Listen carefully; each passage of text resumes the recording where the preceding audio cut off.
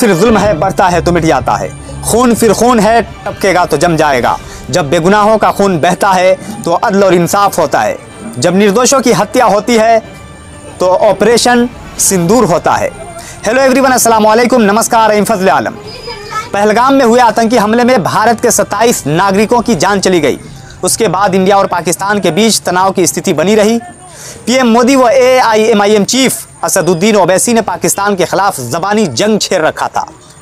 तो आइए दोस्तों जानते हैं कि पीएम मोदी व AIMIM चीफ असदुद्दीन ओवैसी ने पाकिस्तान के ऊपर किस तरह से ज़बानी हमला कर रहे थे। पाकिस्तान में तुम एक मलेरिया की दवा नहीं बना सकते, तुम एक मोटरसाइकिल का टायर तैयार नहीं कर सकते। भारत बहुत आगे है, भारत से पंगा मत लो। अल्लाह का शुक्र है कि हमारे बुजुर्ग नहीं गए वहां पर, वरना इन पागलों को हमको देखना पड़ता। जो लोग गए उनको बर्दाश्त कर रहे हैं। बहुत स्पष्ट शब्दों में कहना चाहता हूं, जिन्होंने ये हमला किया है उन आतंकियों को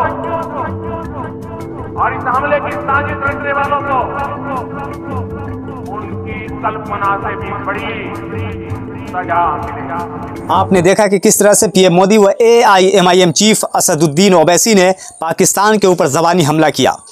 7 तारीख को हिंदुस्तान के सभी शहरों में मॉक ड्रिल होना था। उससे पहले ही भारतीय सेना ने पाकिस्तान के जैश ए मोहम्मद व लश्कर तैयबा के ठिकाने पर हमला कर पूरी तरह से तबाह कर दिया। आप देखिए कि 7 तारीख को किस तरह से भारत में मॉक ड्रिल कर दुश्मनों के अटैक से किस तरह से अपने आप को डिफेंड करना है, किस तरह से अपने आप को बचाव करना है, किस तरह से अपने आप को सुरक्षित रखना है, उसके बारे में डेमो दिखाया गया, जो इन तस्वीरों के माध्यम से आप देख सकते हैं। मॉक ड्रिल या नागरिक सुरक्षा ड्रिल एक अभ्यास है जिसका उद्देश्य नागरिकों को तैयार करना और सरकारी प्रबंधन प्रणालियों का परीक्षण करना है कि वे हमलों, हड़तालों या यहाँ तक कि युद्ध जैसी आपात स्थितियों पर कैसे प्रतिक्रिया करते हैं। सिविल डिफेंस मॉक ड्रिल कैसे काम करती है, यह जिला मजिस्ट्रेट द्वारा आयोजित किया जाता है। जैसे नागरिक सुरक्षा, पुलिस, अग्निशमन प्राधिकारी, स्वास्थ्य एजेंसियां, स्वयंसेवक और छात्रों के साथ मिलकर इसका आयोजन करते हैं। चेतावनी प्रणालियों का सक्रियण, हवाई हमले की चेतावनी देने वाले सायरन का परीक्षण किया जाता है ताकि वे काम करें और जब वे बजे तो लोग उन पर उचित प्रतिक्रिया दें। Black out simulation, black out अभ्यास का पूर्वाभ्यास करने के लिए पूर्व निर्धारित स्थानों पर लाइटें बंद कर दी जाती है, जिसका उद्देश्य हवाई हमलों से महत्वपूर्ण प्रतिष्ठानों को छुपाना होता है। निकासी अभ्यास, नागरिकों आश्रयों या बंकरों में जाने के लिए प्रशिक्षित किया जाता है, विशेष रूप से खुले या सीमावर्ती स्थानों पर। ये अभ्यास यह सुनिश्चित करने के लिए तैयार किए गए हैं कि हर किसी को पता हो कि वास्तविक आपातकाल में क्या करना है, जिससे ये राष्ट्रीय तैयारी का एक अनिवार्य हिस्सा बन जाते हैं। ये तमाम चीज़ें हमें बताई गई है।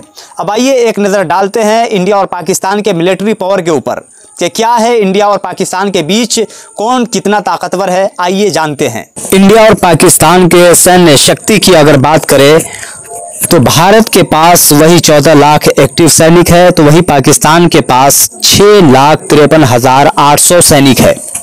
कुल एयरक्राफ्ट की बात करें तो भारत के पास 2,229 है, तो वही पाकिस्तान के पास 1,399 है। कुल टैंक की बात करें तो 4,614 भारत के पास है, तो वही पाकिस्तान के पास 2,296 है।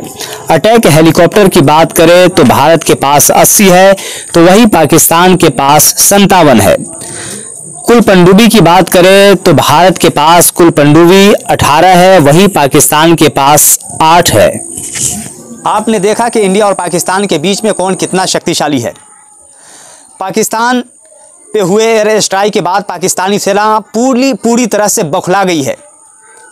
पाकिस्तान की सेना सीमावर्ती क्षेत्रों में लगातार गोलीबारी कर भारत के आम नागरिकों को टारगेट और निशाना बना रही है, जिसमें 12 भारतीय नागरिकों की मृत्यु हो गई है और लगातार भारत की तरफ से कठोर पाकिस्तान के खिलाफ कार्रवाई की जा रही है।